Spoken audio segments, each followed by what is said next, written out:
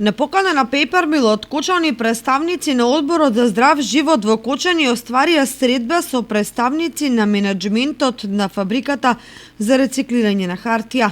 На средбата се разговараше за ставовите на невладините организации и за идните планови за можност за рестартирање на фабриката. Менаџментот на Papermill информираше дека фабриката во целост ја почитува одлуката на инспекторатот за животна средина и во моментот процесот на производство е прекинат, фабриката не работи, 120 е вработени, не одат на работа, а во моментот во тек е и набавка за опрема за унапредување на технолошкиот процес.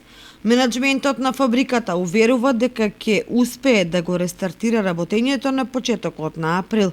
Во рамките на активностите за подготовка на фабриката за рестартирање, важно ни е да оствариме отворен диалог со сите чинители во локалната заедница. Токму затоа важно ни беше да се сретнеме и да разговараме отворено за нашите предизвици во Papermill, за повеќе аспекти, но и да го слушнеме мислењето на невладините организации, да одговориме на нивните прашања.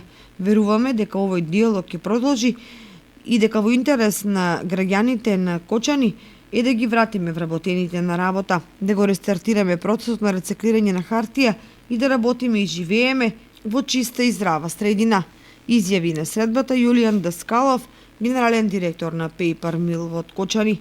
Представниците на Одборот за здрав живот во Кочани го поздравија отварањето на диалог од страна на Papermill и на средбата ги представија своите заложби за обезбедување на здрав живот на средината во Кочани.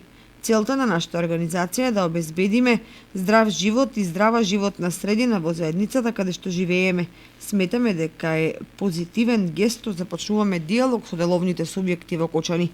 Се надеваме дека со новата опрема и новиот филтер кој ќе го постави фабриката ќе се подобри квалитетот на воздухот, а ние и понатаму будно ќе ја следиме работата на Papermill.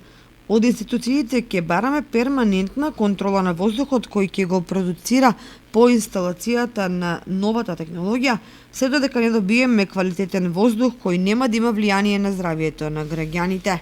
Во насока на унапредувањето на животот во Кочани, нашата организација работи по повеќе области и на повеќе проекти за заштита на животната средина со повеќе чинители, изјави Зоран Тодоров од Одборот за здрав живот во Кочани.